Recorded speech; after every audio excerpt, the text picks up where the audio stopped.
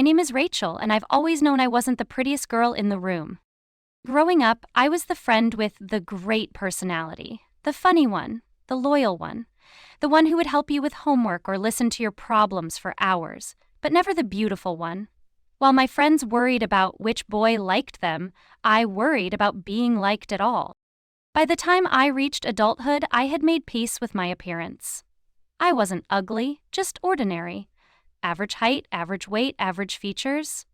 The kind of person who blends into backgrounds in photographs. The face you forget as soon as you look away. I compensated with kindness, with intelligence, with reliability. And it worked well enough. I built a good life, a career I enjoyed as a librarian, friendships that sustained me. One of those friendships was with Cassie. We met in college, assigned as roommates our freshman year. Cassie was everything I wasn't. Tall, blonde, effortlessly stylish, the kind of beautiful that turns heads when she walks into a room. But unlike the pretty girls who had tormented me in high school, Cassie was kind. She included me, defended me, valued my opinions. For 12 years, we remained best friends. Through everything. Job changes, relocations, relationships that came and went. When she met Andrew 3 years ago, I was genuinely happy for her. He seemed to adore her, and they complemented each other perfectly. Last year he proposed. Cassie called me immediately, her voice high with excitement as she described the rooftop restaurant, the string quartet, the perfect ring. I celebrated with her from afar, already knowing what would come next. "Rachel," she said, exactly as I had anticipated, "I want you to be my maid of honor." A warmth spread through me. Despite everything, despite knowing all the beautiful, glamorous friends she had made at her fashion marketing job, she still chose me for this important role. It felt like validation of our friendship, of all the years we had supported each other. Of course, I told her, I would be honored. For months I threw myself into the role. I organized a tasteful bridal shower, planned a bachelorette weekend that accommodated everyone's preferences, helped her research vendors, listened to her debate between ivory and eggshell for hours. I was the perfect maid of honor, anticipating her needs before she even expressed them. Then, 6 weeks before the wedding, everything changed. We were at her final dress fitting. Cassie looked stunning, of course, like she had stepped out of a bridal magazine. Her mother was there along with her 3 bridesmaids, all equally gorgeous women she had met through work. As Cassie twirled in front of the mirror, her mother snapped photos, cooing about how perfect everything looked. The other bridesmaids clustered around, adjusting the train, complimenting the beadwork, a beautiful tableau of feminine celebration. I stood slightly apart, as I often did in these situations, smiling genuinely. I was happy for her, proud to be part of this important day. "We should take some photos of all of you together," her mother suggested, the whole bridal party. The women arranged themselves around Cassie, a collection of elegant figures in coordinating dresses. I moved to join them, but before I could, Cassie spoke. "Wait," she said, looking at her reflection in the mirror, at the perfect image the group created. "Actually, I've been thinking." She turned to me, a strange expression on her face, something between discomfort and determination. "Rachel, can we talk for a second? Privately?"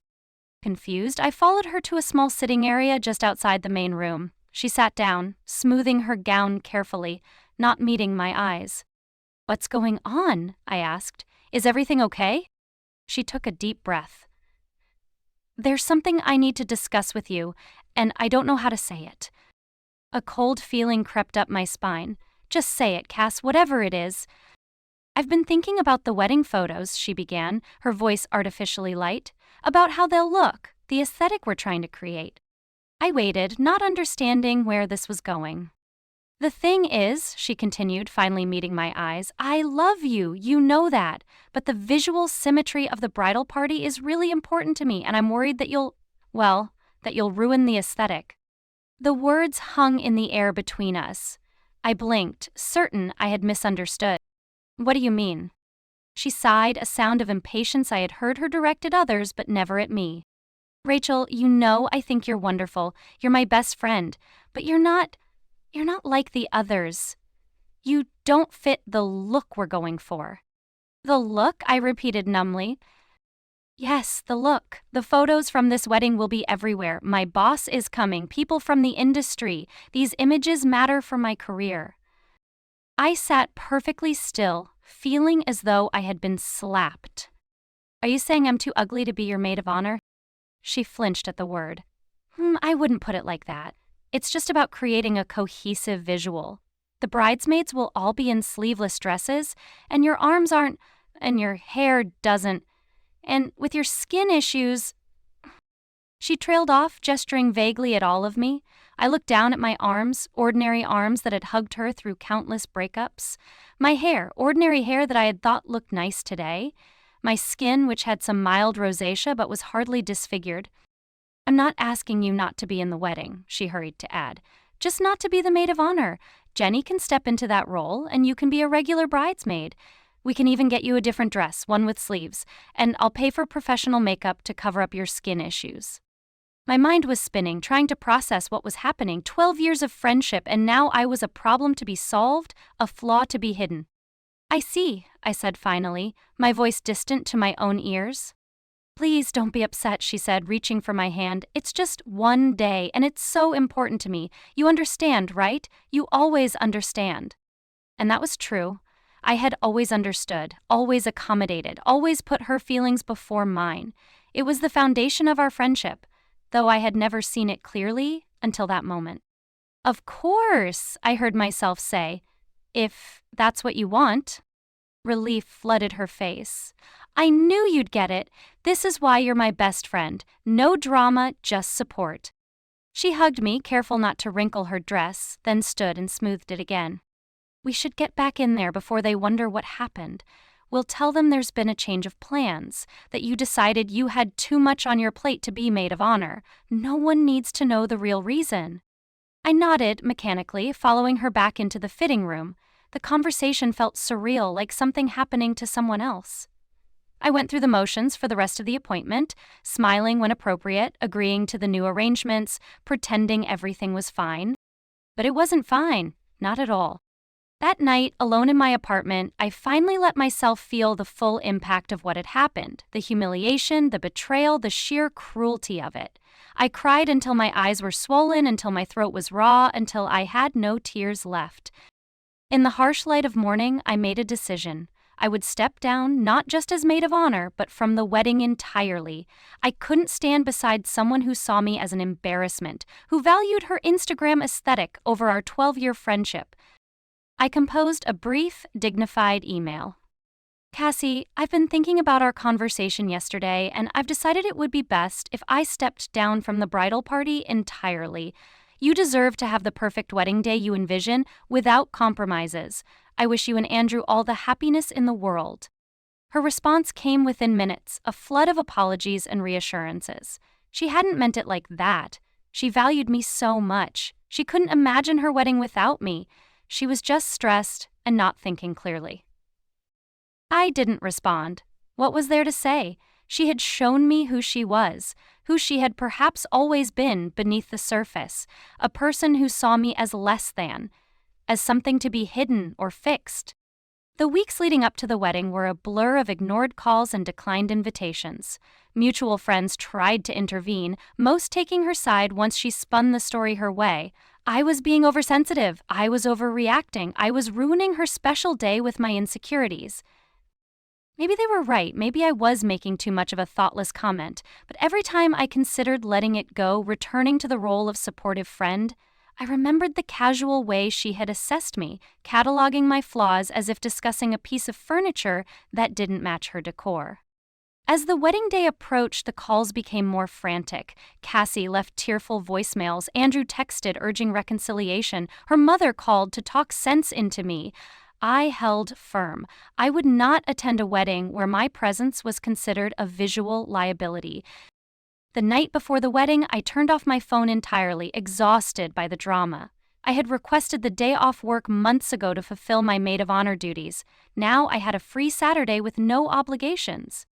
On impulse, I booked myself a day at an upscale spa across town, something I would never normally splurge on.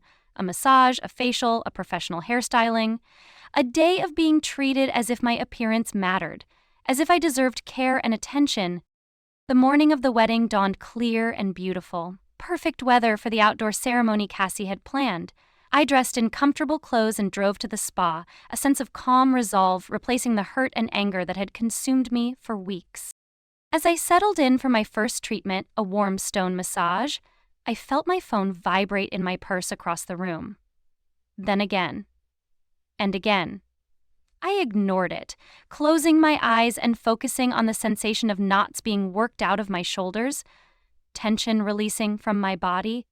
After the massage, wrapped in a plush robe and sipping cucumber water, I finally checked my phone.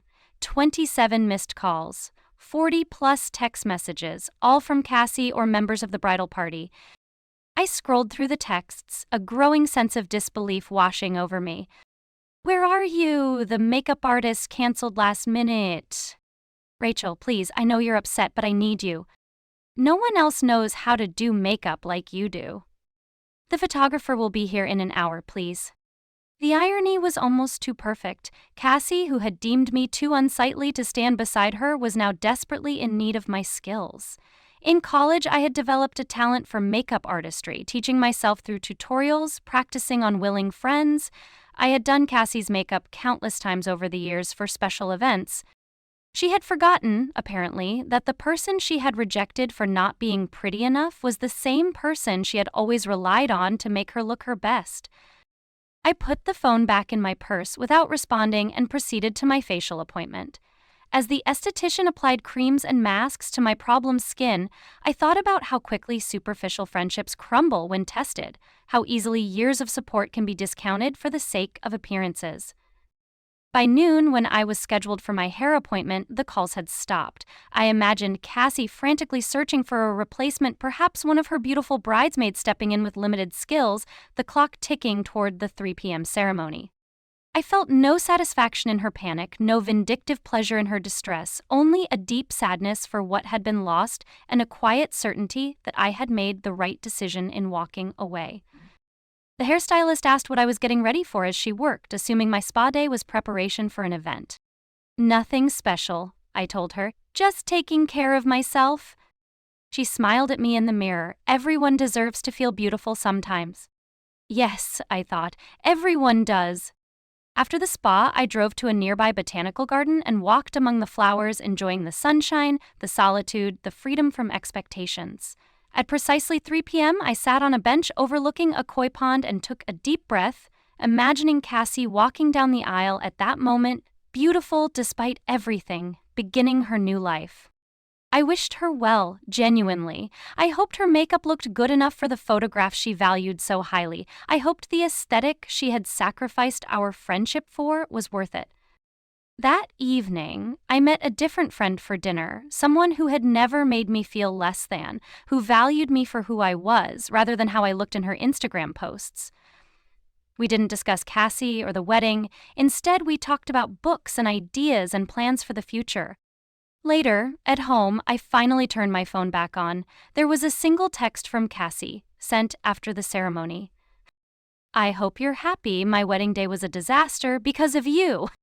No apology, no acknowledgement of what she had done, just blame as if my absence was the transgression, not her cruelty.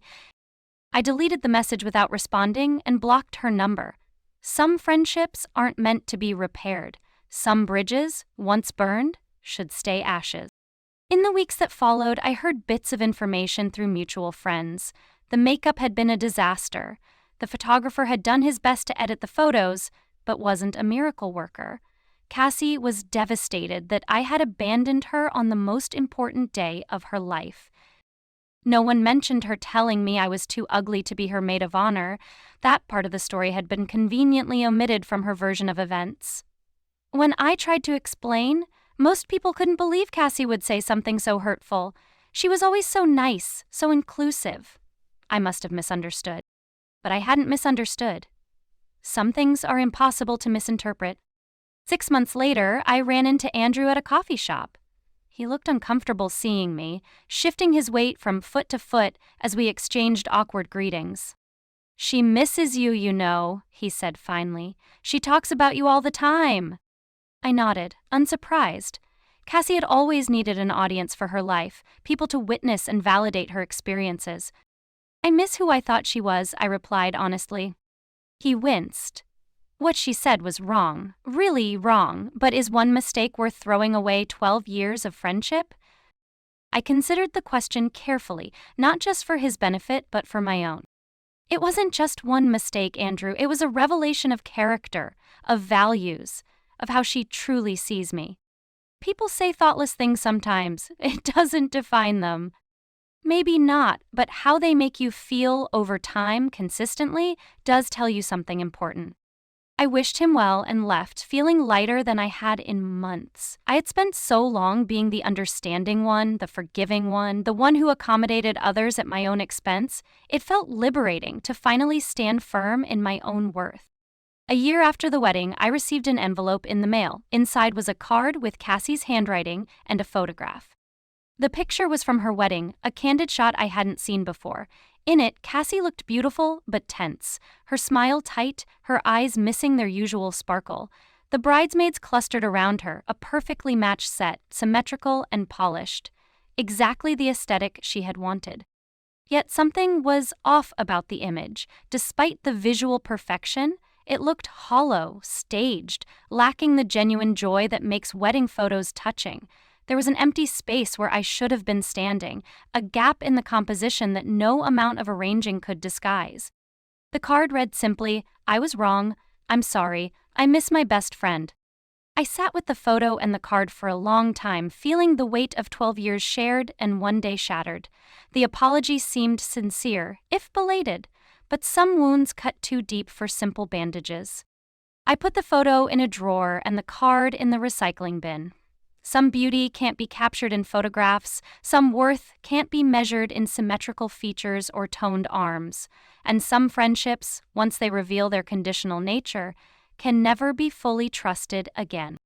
That day at the spa, while Cassie panicked about her makeup and her perfect photos, I had learned something valuable.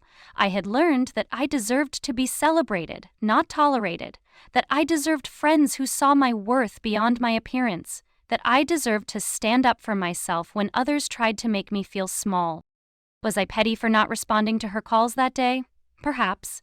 Was I wrong to prioritize my own healing over her emergency? Some would say so.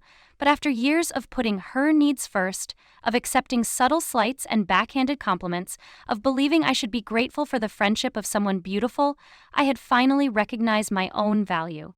And that recognition, that quiet revolution of self-worth, was far more transformative than any makeover could ever be. So, no, I didn't show up to help Cassie on her wedding day. I didn't rush to fix her makeup emergency or save her perfect photos. Instead, I spent that morning at the spa, learning to see myself through new eyes, eyes that recognized beauty in authenticity, in kindness, in self-respect. It was the best decision I ever made. Because sometimes the most powerful statement isn't a grand gesture or a dramatic confrontation. Sometimes it's simply the quiet dignity of absence, of refusing to be where you're not truly valued, of spending a morning at the spa while someone who hurt you faces the consequences of their own actions. And sometimes that's enough.